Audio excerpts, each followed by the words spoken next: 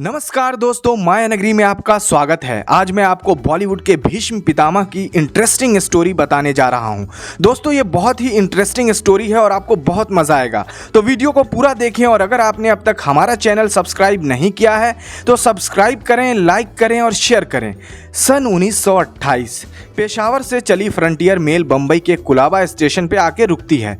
एक खूबसूरत नौजवान जिसके एक हाथ में सूटकेस दूसरे में हॉकी स्टिक है ट्रेन से उतरता है। स्टेशन के बाहर निकल वो नौजवान अपने बटुए को देखता है जिसमें 75 रुपए हैं। वो एक विक्टोरिया को आवाज़ देता है और विक्टोरिया वाले से कहता है, मुझे समंदर देखना है। सन 1960 निर्देशक के आसिफ अकबर के रोल के लिए कॉन्ट्रैक्ट लेकर पृथ्वीराज के घर पहुंचकर फीस के बारे में पूछ रहे हैं। पृथ्वीराज कपूर कहते हैं, कॉन्ट्रैक्ट में जहां इतना कुछ लिखा है वहां रकम भी लिख देते। के आसिफ कहते हैं, पहले ये तो बताइए रकम कितनी लिखूं। पृथ्वीराज कहते हैं, क्या तुम नहीं जानते?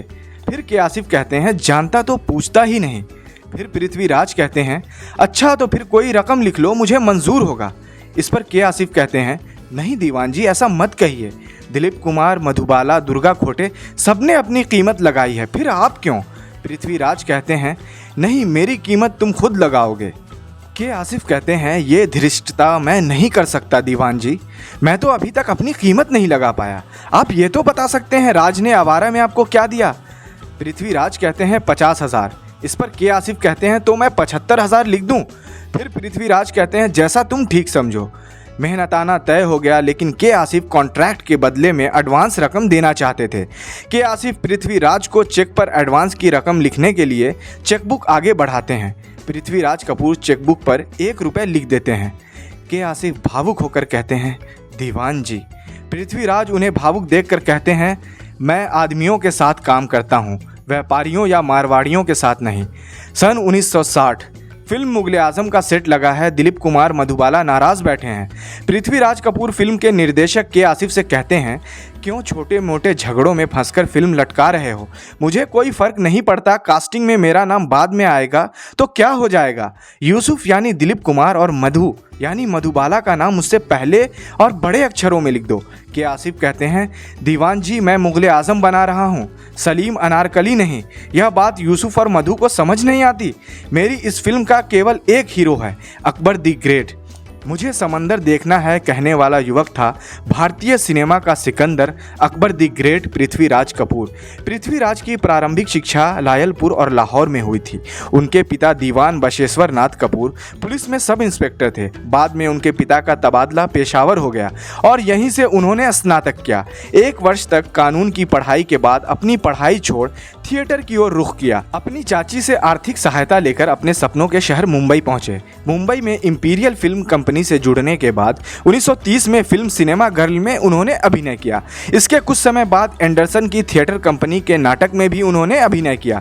लगभग 2 वर्ष तक फिल्म इंडस्ट्री में संघर्ष करने के बाद फिल्म आलम आरा में सपोर्टिंग एक्टर के रूप में काम करने का मौका मिला।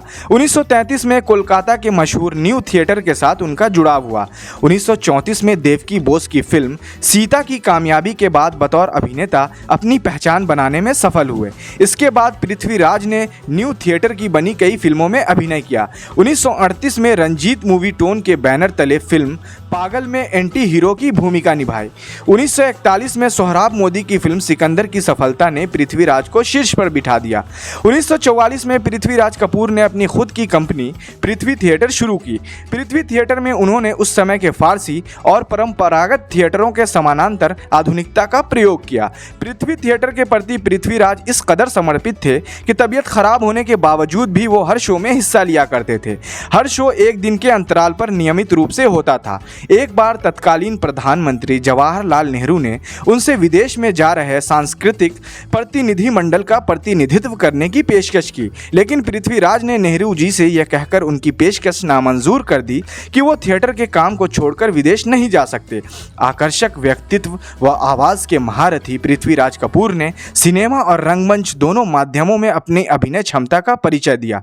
हालांकि उनका पहला प्यार थिएटर ही था। उनके पृथ्वी थिएटर ने करीब 16 वर्षों में 2000 से अधिक नाट्य प्रस्तुतियां की। हिंदी सिनेमा के भीष्म पितामह सिकंदर मुगल आजम को शत शत नमन। तो दोस्तों, कैसी लगी ये वीडियो और जानकारी हमें कमेंट कर जरूर बताएं। फिर हाजिर रहूंगा एक दिलचस्प जानकारी के साथ। बने रहिए माया नगरी के साथ। नमस्कार।